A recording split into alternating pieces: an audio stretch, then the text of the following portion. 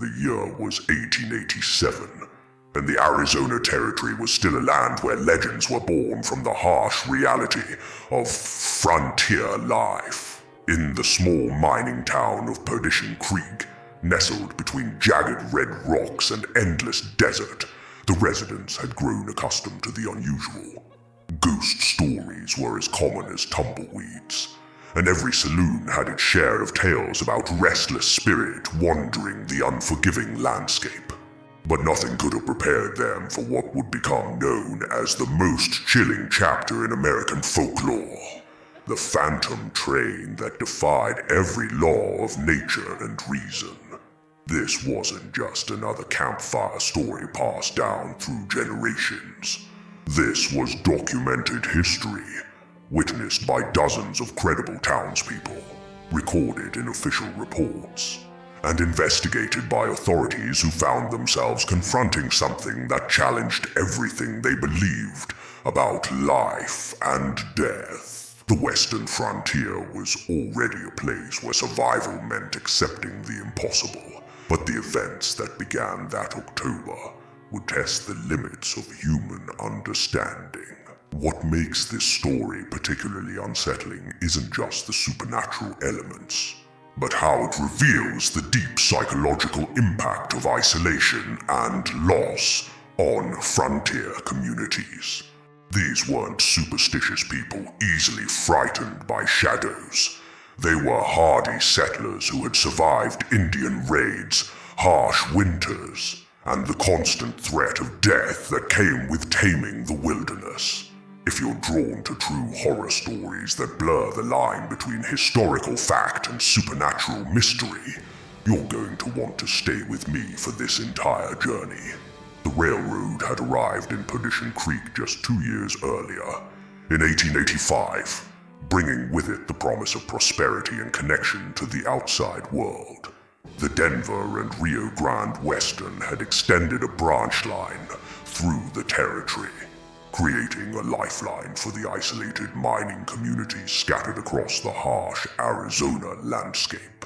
For the first time, residents could travel to larger cities without enduring weeks of dangerous overland journeys. The train brought supplies, mail, and most importantly, hope for a better future.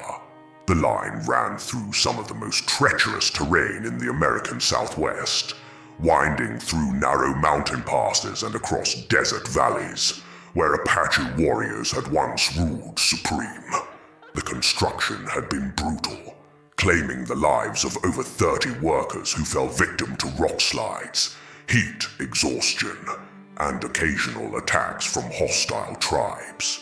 But by 1887, the route was considered safe and reliable, with trains running on schedule 3 times a week. The locomotive that serviced this route was a powerful 4.6 steam engine, painted in the traditional black with gold trim that marked all Denver and Rio Grande rolling stock. Local residents had grown to love the sound of its whistle echoing through the canyons, a reminder that they weren't completely cut off from civilization. October 15th, 1887, started like any other day in Perdition Creek. The morning sun cast long shadows across the dusty main street as shopkeepers opened their doors and miners prepared for another day of backbreaking work in the silver mines that gave the town its reason for existence. Sarah Mackenzie, the station master's wife, was hanging laundry behind the small depot when she first noticed something odd about the approaching train. It was arriving nearly 4 hours ahead of schedule, which was unusual for the normally punctual service. The whistle sounded different too, longer, more mournful, like a cry of anguish echoing through the desert morning. As the locomotive came into view around the bend, Sarah noticed that it wasn't pulling the usual passenger cars. Instead, behind the engine was a single freight car, its sides painted an unusual dark green that she'd never seen before. What struck her most was the complete absence of smoke from the smokestack. Steam engines of that era produced thick black clouds of coal smoke, but this train moved in eerie silence, except for the rhythmic clacking of wheels on rails. Sarah called to her husband Thomas, who emerged from the depot adjusting his suspenders and squinting against the morning glare. Together, they watched as the mysterious train approached the platform, moving slower than usual, almost hesitantly, as if the engineer was uncertain about his destination. Thomas Mackenzie had been working for the railroad for over 15 years, first as a conductor and then as station master for various remote outposts across the Western Territories. He prided himself on knowing every locomotive, every crew member, and every piece of rolling stock that used his line. But as this strange train pulled into Perdition Creek Station, he felt a chill that had nothing to do with the cool desert morning. The locomotive bore the correct Denver and Rio Grande markings, but something about it seemed wrong, older somehow, as if it belonged to an earlier era. The brass fittings were tarnished. The paint was faded in a way that suggested years of weathering, and there were dents and scratches that told of hard use on dangerous routes. When the train finally came to a complete stop with a prolonged hiss of steam, an unsettling silence fell over the station. No crew members emerged from the cab. No passengers stepped down from the single car, and no conductor appeared to handle the usual business of a scheduled stop. Thomas approached the locomotive cautiously, his boots crunching on the gravel ballast between the rails. "Hello there," he called out, his voice carrying clearly in the thin mountain air. "Everything all right?" The only response was the gentle ticking sound of cooling metal and the occasional creak of the wooden freight car settling on its springs. It was then that Thomas noticed the date painted in small white letters on the side of the locomotive, 1883. The psychological impact of encountering something that defies rational explanation is well documented in frontier psychology. When Thomas climbed up onto the locomotive's running board and peered into the cab, what he saw would haunt him for the rest of his life. The engineer and fireman were at their posts, but they were clearly dead, had been dead for some time. Their bodies were preserved in the dry desert air, mummified by the arid climate. But their clothing and the expressions frozen on their faces told a story of sudden, terrifying death. The engineer's hands were still gripping the throttle and brake controls, his eyes wide open and staring ahead, as if he had seen something approaching on the tracks that had filled him with absolute terror. The fireman was slumped over his shovel, coal dust still clinging to his work clothes, but his face was contorted in a silent scream. Thomas, despite his years of experience with the dangers of railroad work, had never seen anything like this. Death was common on the frontier, but this scene suggested something far more disturbing than an ordinary accident, or even an attack by bandits. There were no signs of violence, no bullet wounds or blade marks, nothing to indicate what had killed these men. They appeared to have simply died of fright, their hearts stopping simultaneously while the train continued on its predetermined route. As Thomas backed away from the cab, fighting down the urge to vomit, he heard a sound that made his blood run cold. From inside the freight car came the unmistakable sound of voices, dozens of them, speaking in low, urgent tones. But these weren't the voices of living passengers. They had a hollow, echoing quality that seemed to come from a great distance, as if the speakers were calling out from the bottom of a deep well. Thomas could make out individual words, pleas for help, cries of confusion, and most disturbing of all, the repeated question, "Where are we?" Sarah, who had followed her husband despite his gestures for her to stay back, stood frozen as the voices grew louder and more agitated. The freight car began to rock gently on its springs, as if dozens of people inside were moving about, trying to find a way out. But when Thomas examined the car more closely, he discovered that it was sealed shut, not just locked, but welded closed with heavy iron bars across what should have been sliding doors. The voices continued, sometimes individual, sometimes joining together in a chorus of the damned that rose and fell like a ghostly wind. Among the cacophony, Sarah's trained ear, she had been a schoolteacher before marrying Thomas, began to pick out specific phrases. The mine collapsed, can't breathe, so dark down here, and most chilling of all, we're supposed to be dead. It was then that the couple realized they weren't dealing with living passengers trapped in the car, but something far more terrifying, the voices of people who had died and somehow found themselves aboard this impossible train.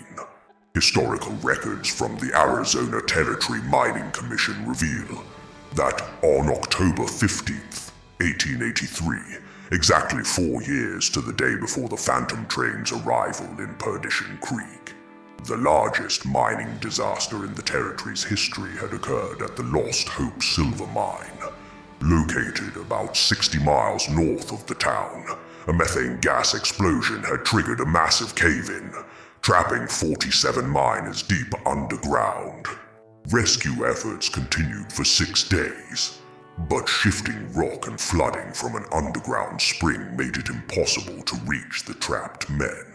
The official report, filed by Territorial Inspector Marcus Whitman, concluded that all 47 miners had perished, their bodies entombed forever in what had become their underground grave.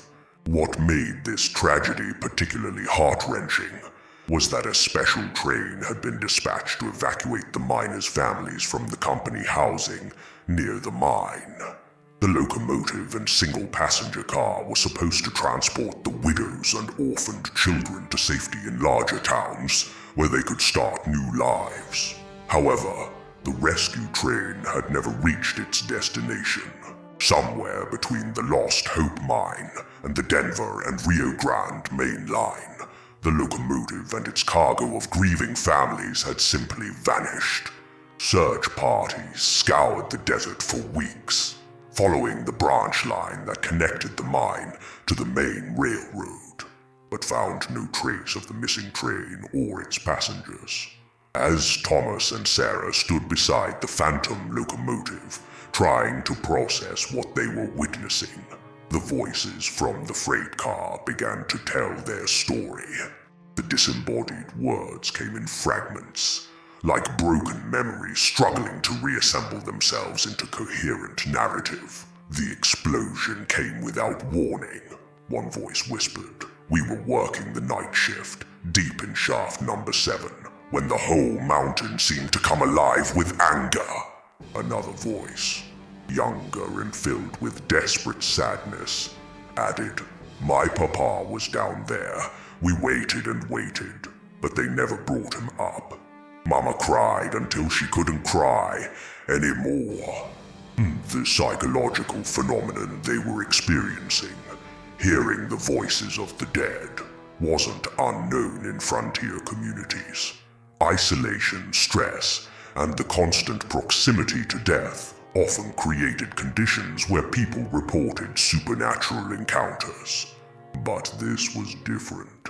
Both Thomas and Sarah were hearing the same voices saying the same words, which ruled out individual hallucination or psychological breakdown. The voices continued their ghostly testimony. "They put us on the train, all the families together, said they were taking us somewhere safe, somewhere we could forget." A woman's voice, elegant and refined despite its ethereal quality, spoke with heartbreaking clarity. "My husband died in that mine, and I think we died too, in our own way. We just didn't know it yet. The freight car began to grow cold despite the warming desert sun. Frost appeared on the metal surfaces, and Sarah could see her breath forming small clouds in the suddenly frigid air. This dramatic temperature drop is consistent with documented paranormal phenomena, where supernatural manifestations often create localized atmospheric disturbances. The voices were becoming more organized now, as if the spirits inside were remembering how to communicate with the living world. The train never reached the main line, a man's voice explained with patient sadness. There was another accident. Rock slide blocked the tracks in Devil's Canyon. We were trapped, just like our men were trapped in the mine. The psychological trauma of the mining disaster had created a perfect storm of conditions for what folklorists call a recurring haunting, a supernatural event that repeats itself on significant anniversaries. The families aboard the rescue train had been so devastated by their losses, so completely destroyed by grief, that their deaths in the second accident had somehow bound their spirits to an endless journey. We've been riding this train for 4 years now. A child's voice piped up with the matter-of-fact tone that only children can manage when discussing the impossible. Every year on this day, we come back, looking for our daddies who died in the mine, but we can never find them. The realization hit Thomas like a physical blow. This train was carrying the ghosts of the Lost Hope Mine disaster victims, condemned to an eternal search for their loved ones. If you're fascinated by these true horror stories from America's dark western frontier, make sure you're subscribed, because we're just beginning to uncover the terrifying truth behind this supernatural mystery. The temperature around the phantom train continued to plummet, creating a pocket of winter in the middle of the Arizona desert. Ice crystals formed on the railway tracks, and the very air seemed to thicken with otherworldly presence. Thomas, drawing on his years of railroad experience and natural problem-solving instincts, decided to investigate further. He walked slowly around the entire train, examining every detail, while Sarah documented what they were witnessing. Her teacher's training had taught her the importance of keeping accurate records. The locomotive's number was clearly visible, 847. Thomas knew that number. It had belonged to an engine that had been retired from service in 1884 after suffering boiler damage. According to railroad records, engine 847 had been sent to the scrapyard in Denver, where it should have been dismantled for parts. Yet here it was, apparently in perfect working condition despite carrying a crew of dead men and a cargo of ghostly passengers. The physical impossibility of the situation was almost as disturbing as the supernatural elements. How could a scrapped locomotive be running on active tracks? How could dead men operate complex machinery? The voices from the freight car provided a chilling answer. Death don't stop the train from running when the passengers got nowhere else to go. As word of the phantom train spread through Perdition Creek, townspeople began gathering at the depot. In frontier communities, unusual events drew crowds quickly.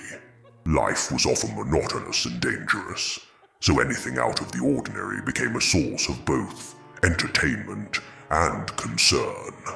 Dr. Edmund Harwick, the town's physician and one of its most educated residents, arrived carrying his medical bag and a notebook.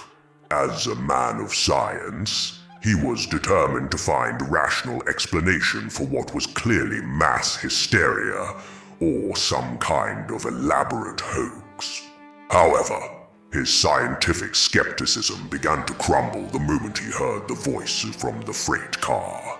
Dr. Harwick had served as a battlefield surgeon during the Civil War and had attended medical college at Harvard before coming west to seek his fortune. He was intimately familiar with death in all its forms, but nothing in his extensive experience had prepared him for this encounter with the supernatural.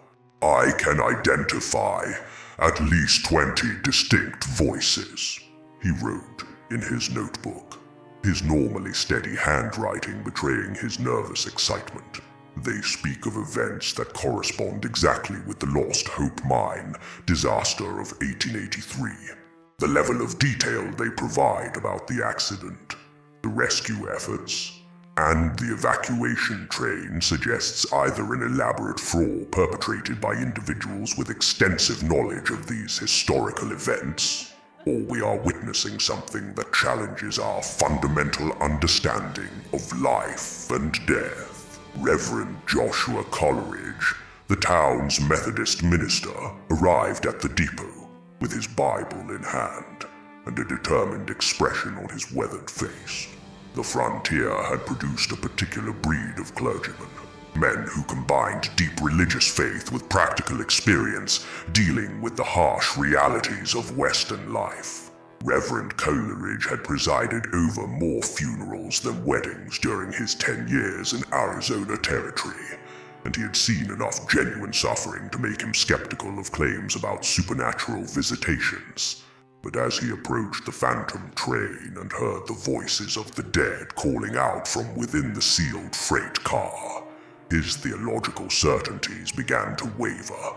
"Lord, have mercy," he whispered, clutching his Bible more tightly. The voices seemed to respond to his presence, becoming more agitated and desperate. "Preacher," called out a woman's voice. "Preacher, can you help us find our way home? We've been lost for so long, riding this train to nowhere." The Reverend's understanding of Christian doctrine told him that the dead should be at rest, either in heaven or hell, according to their earthly deeds. The concept of spirits trapped in an endless journey between worlds challenged everything he had learned in seminary. Yet here was evidence that couldn't be dismissed or explained away through rational theology. The voices were real, the code was real, and the profound sadness that seemed to emanate from the freight car was more real than anything he had ever experienced. The psychological impact on the growing crowd of witnesses was profound and immediate. Frontier psychology, while not formally studied until decades later, followed predictable patterns when communities encountered unexplainable phenomena. Some people denied what they were seeing and hearing, insisting it was a trick of desert air and overactive imaginations. Others became deeply frightened, crossing themselves and backing away from the train while muttering prayers. But a significant number of townspeople were drawn to the phantom locomotive like moths to a flame, fascinated by this tangible proof that death was not the final chapter of human existence. Among the gathered crowd was Maria Santos, a Mexican woman whose husband had worked as a translator for the mining company during the Lost Hope disaster. She had helped identify some of the victims' bodies and had assisted in notifying their families of the tragedy. As she listened to the voices from the freight car, her face grew pale, and she began to tremble. "I know these people," she whispered to Dr. Hardwick. "I remember their faces, their names. There's Mrs. Patterson. Her husband was the shift foreman. And that child's voice belongs to little Timothy O'Brien. His father died in shaft number 7. Maria's testimony provided crucial corroboration for the supernatural nature of the encounter. She had no reason to participate in a hoax, and her specific knowledge of the disaster victims lent credibility to the impossible situation unfolding at the depot. As the day wore on, the phantom train showed no signs of departing.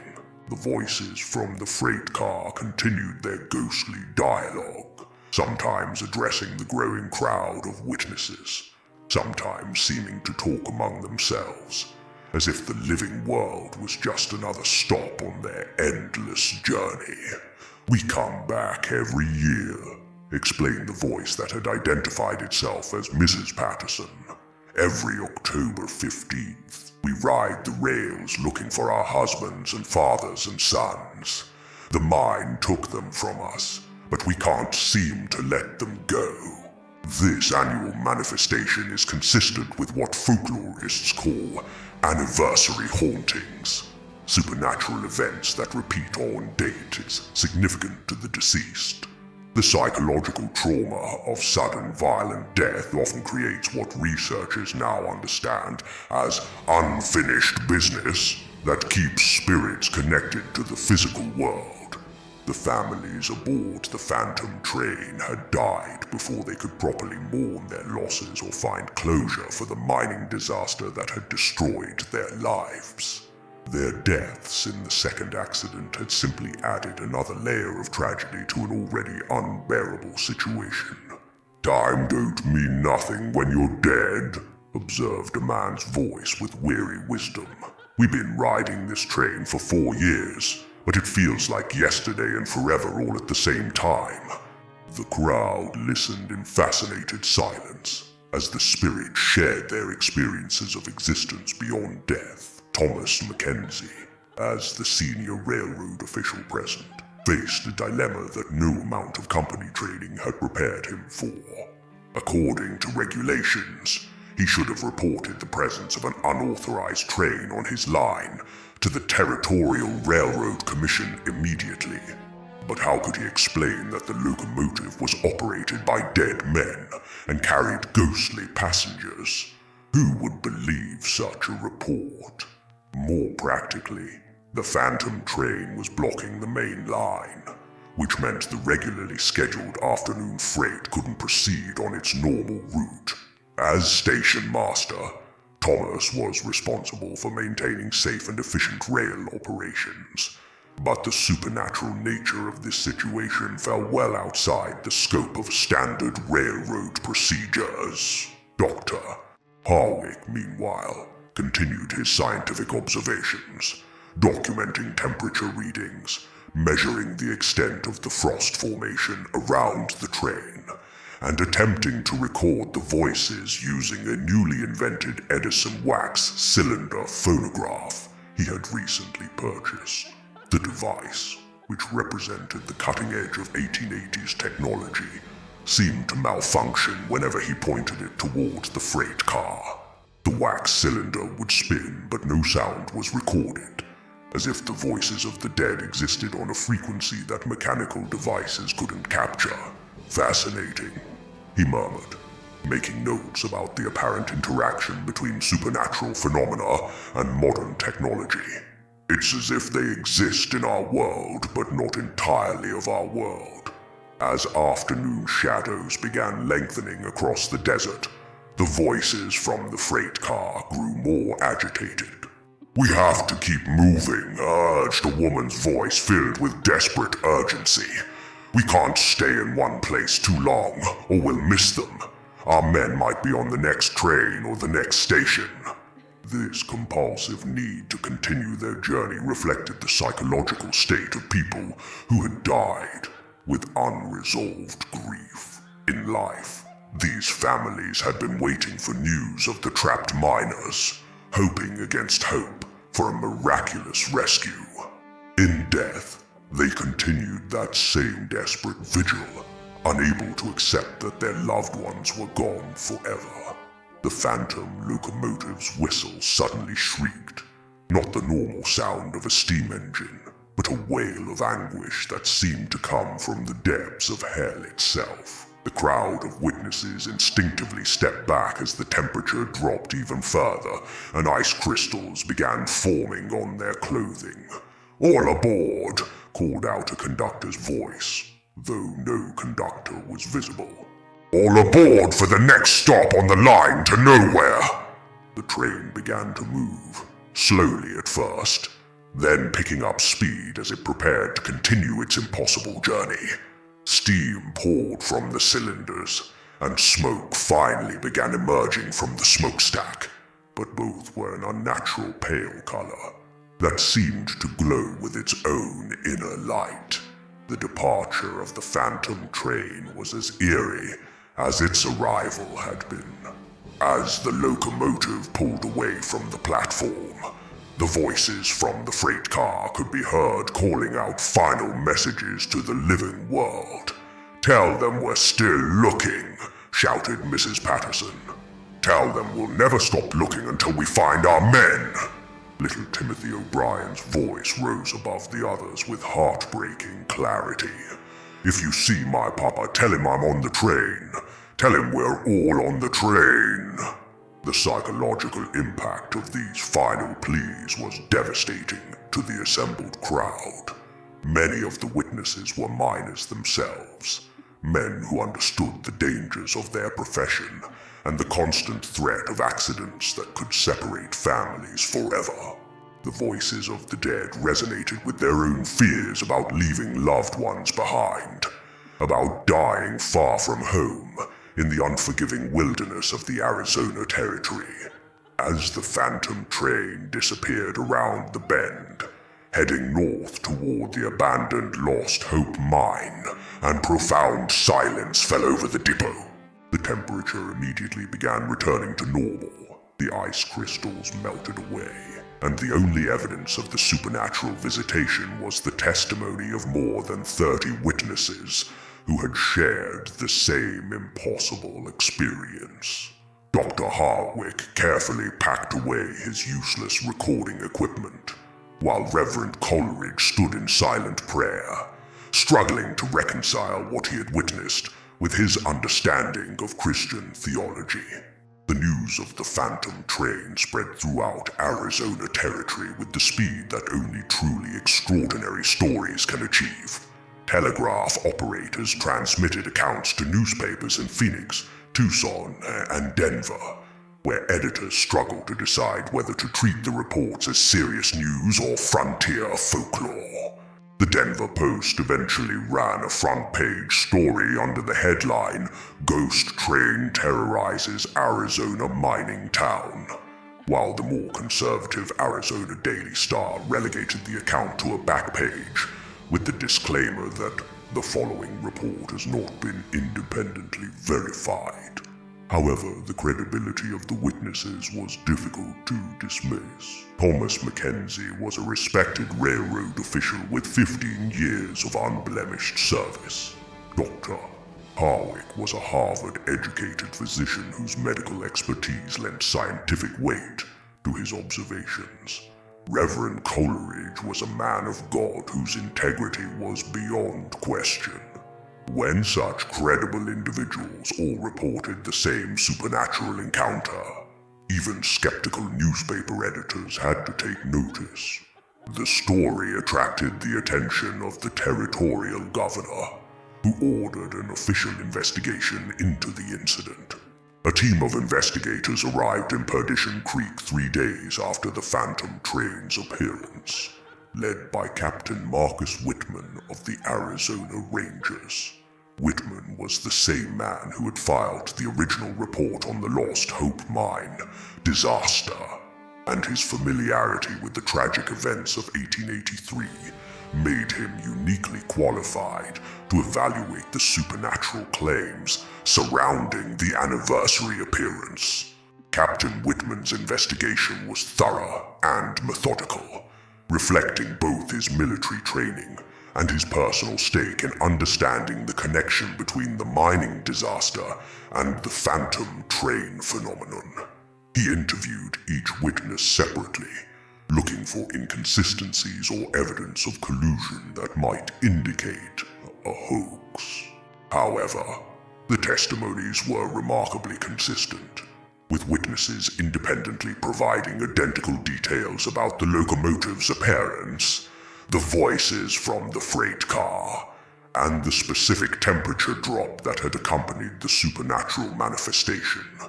More importantly, Whitman discovered physical evidence that corroborated the witnesses' accounts.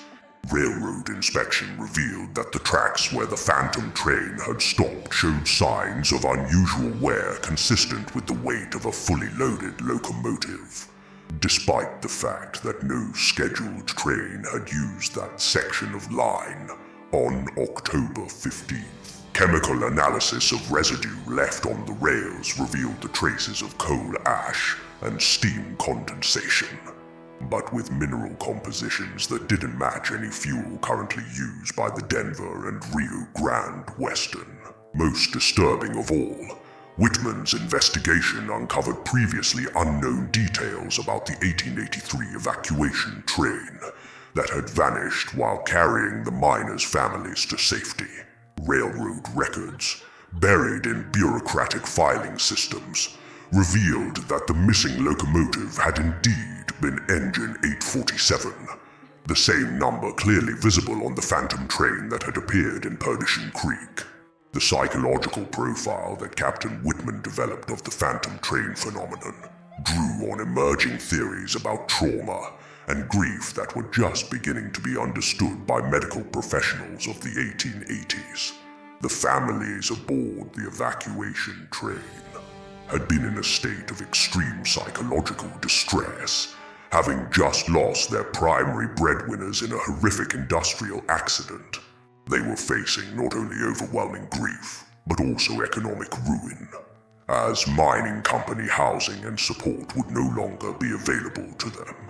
The prospect of starting over in unfamiliar towns, often without any resources or support systems, would have created additional layers of anxiety and despair. When the evacuation train met with its own disaster in Devil's Canyon, these already traumatized individuals died in a state of profound emotional turmoil. According to emerging psychological theories, such extreme distress at the moment of death might explain why their spirits remained bound to the physical world, unable to find peace until their emotional needs were satisfied.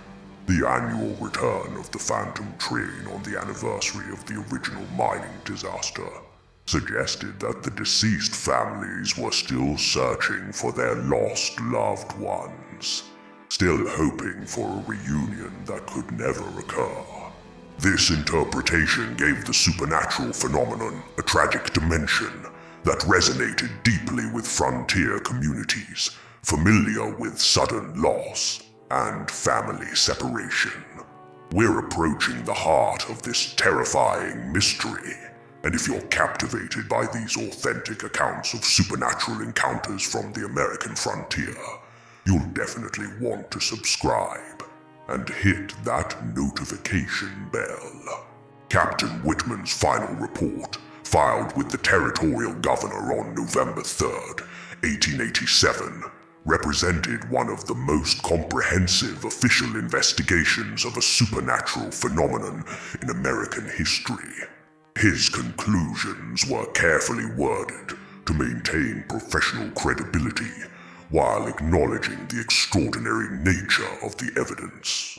While this investigator cannot provide a scientific explanation for the events witnessed in Perdition Creek on October 15th, 1887, he wrote, "The consistency of witness testimony, the physical evidence discovered at the scene, and the historical connections to the Lost Hope mine disaster compel me to conclude that something genuinely anomalous occurred." Whitman's report recommended that the railroad company post guards at Perdition Creek Station during future October 15th anniversaries, both to document any recurring manifestations and to ensure public safety should the phantom train appear again. He also suggested that the abandoned Lost Hope mine site be thoroughly investigated for any physical evidence of the original evacuation train and its passengers. The governor's office, while privately skeptical of the supernatural explanations, recognized the potential for civil unrest if the phantom train phenomenon continued to attract public attention. Orders were issued to treat any future sightings as matters of territorial security, with investigations to be conducted by qualified officials rather than sensationalistic newspaper reporters. The year between the first appearance of the Phantom Train and the anticipated return created an atmosphere of nervous anticipation throughout Arizona territory. Ghost stories and supernatural folklore had always been part of frontier culture, but the Perdition Creek incident had elevated such tales to the level of documented historical fact. Mining communities throughout the region began reporting their own unexplained phenomena. Mysterious lights in abandoned shafts, voices calling out from collapsed tunnels, and spectral figures wandering through company housing at night. Dr. Harwick, whose scientific credibility had been enhanced rather than damaged by his involvement in the Phantom Train investigation, began collecting and documenting these reports as part of what he called a systematic study of post-mortem manifestations in industrial communities. His research revealed patterns suggesting that the Lost Hope mine disaster had been just one of several mining accidents in the territory that had resulted in supernatural activity. The psychological trauma associated with sudden violent death in isolated communities seemed to create conditions particularly conducive to what folklore researchers now call place-bound hauntings.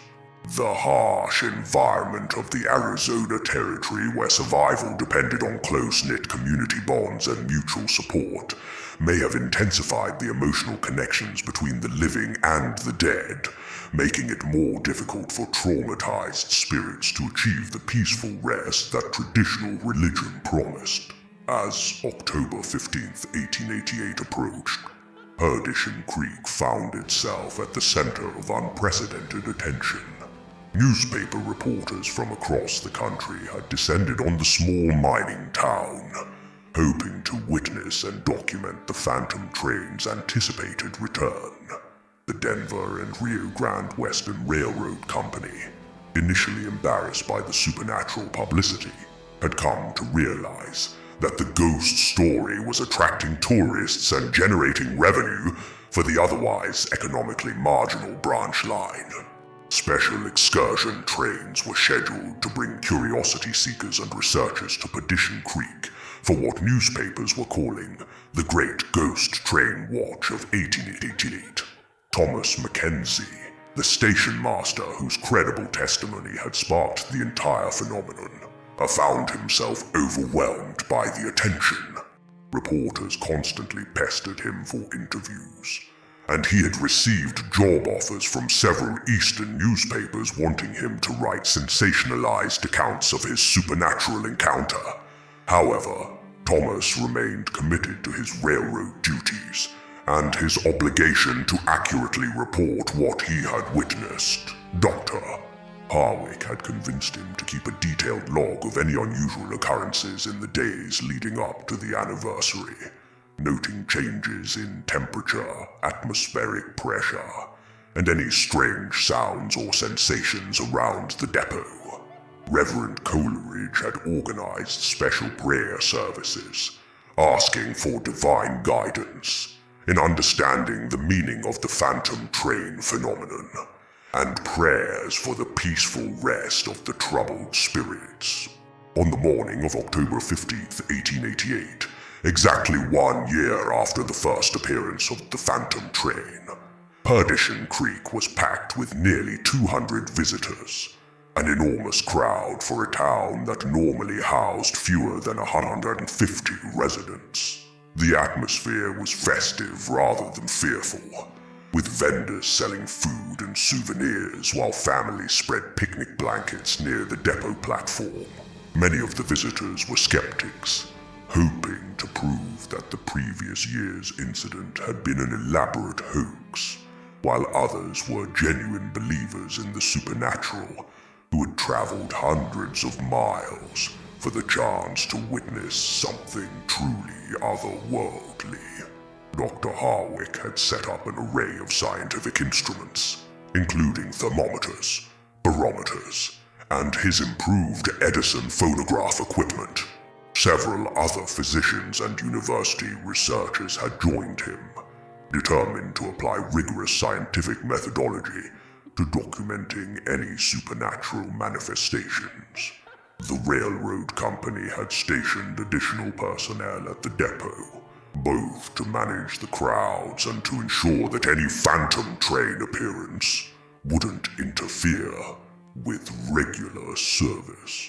As the morning progressed into afternoon, tension mounted among the assembled crowd. Skeptics began making jokes about ghost train fever and frontier superstition, while believers maintained their vigilant watch of the tracks leading into town. The psychological dynamics of mass expectations began to manifest themselves as some visitors reported hearing distant train whistles and feeling sudden temperature drops that others couldn't detect. At precisely 3:17 p.m., exactly the same time as the previous year's appearance, the phantom train materialized around the bend with the same eerie silence that had marked its first visitation. The festive atmosphere of the crowd instantly transformed into shocked silence as nearly 200 people witnessed the impossible locomotive approaching the platform. The skeptics' jokes died on their lips as they confronted undeniable evidence that challenged everything they believed about the nature of reality.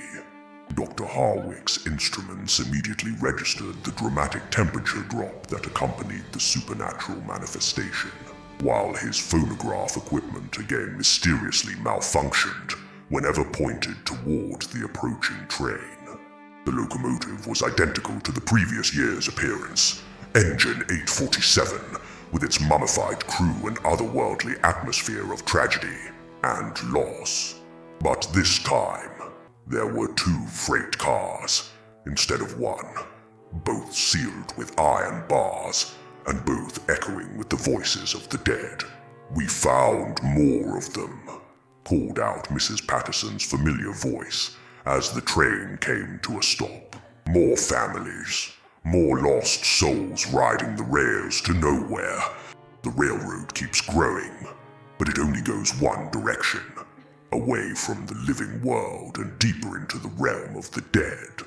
The second car contained the voices of additional mining disaster victims from other accidents throughout Arizona Territory, all of them drawn to the phantom train by their shared experience of sudden traumatic death and unresolved grief. The expansion of the phantom train phenomenon to include victims from multiple mining disasters reflected the way traumatic events can create psychological connections across time and distance. Dr. Harwick, frantically taking notes while his scientific instruments recorded unprecedented readings, observed that the second freight car seemed to contain spirits from at least 3 different mining accidents that had occurred in Arizona Territory between 1883 and 1888. The voices spoke of copper mine collapses, silver mine floods, and gold mine explosions, but all shared the common theme of families torn apart by industrial accidents and economic desperation. "Death brought us together," explained a man's voice from the second car. "In life, we were scattered across the territory, working different mines for different companies. But in death, we all got the same destination, riding the rails with all the other lost souls who can't find their way home."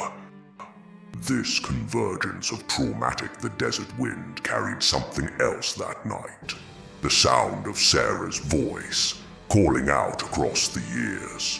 Martha's granddaughter had been researching the family history when she discovered her grandmother's journal, hidden away in the old trunk. The entries detailed Martha's encounter with the phantom train, but more importantly, they revealed Sarah's final message. "Tell them we're not lost," Martha had written. "Tell them we found our way home." The realization struck like lightning. The passengers weren't trapped by tragedy. They were choosing to return, year after year, to deliver a message of hope to those they'd left behind. The train wasn't a curse. It was a bridge between worlds, allowing love to transcend death itself. As Martha's journal revealed, Sarah had appeared to her one final time, not on the train, but in a dream, explaining that the annual journey wasn't about being unable to rest. It was about proving that some bonds are stronger than death, that love endures beyond the grave, and that sometimes the departed return not to haunt, but to heal. Dr. Elizabeth Hartwell, a folklorist from Boston, arrived in Tombstone in 1923, drawn by stories of the phantom train. Unlike previous investigators who sought to debunk or sensationalize, she approached the phenomenon with respect and scholarly rigor. Her interviews with elderly residents revealed a pattern that previous accounts had missed. The train's appearances weren't random. They coincided with moments when the community faced its darkest hours. During the influenza pandemic of 1918, witnesses reported seeing the train more frequently, and those who glimpsed the passengers spoke of feeling an inexplicable sense of comfort and resilience. Dr.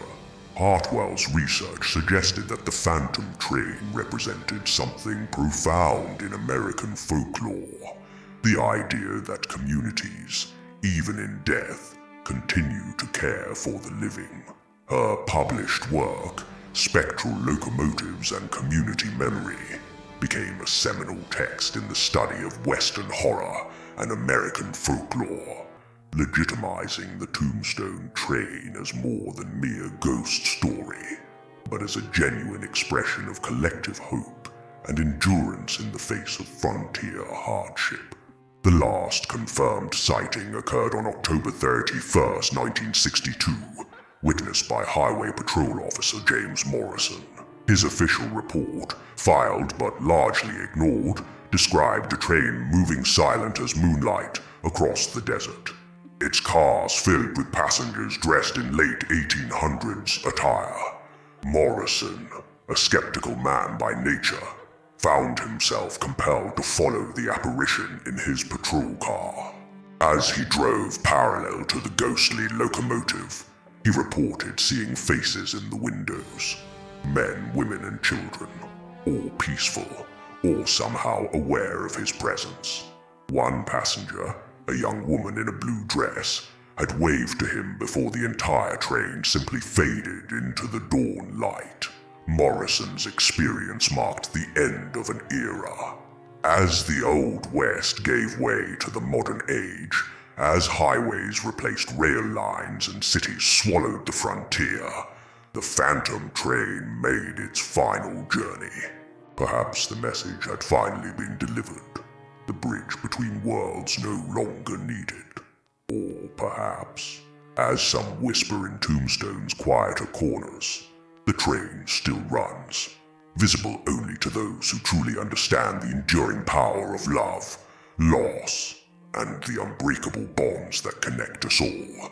Today, the story of the Tombstone Phantom Train serves as a powerful reminder of the complex relationship between history, memory, and the supernatural in American folklore. Unlike the sensationalized ghost stories that populate modern horror, this tale speaks to deeper truths about human nature and our need for connection across the boundaries of life and death.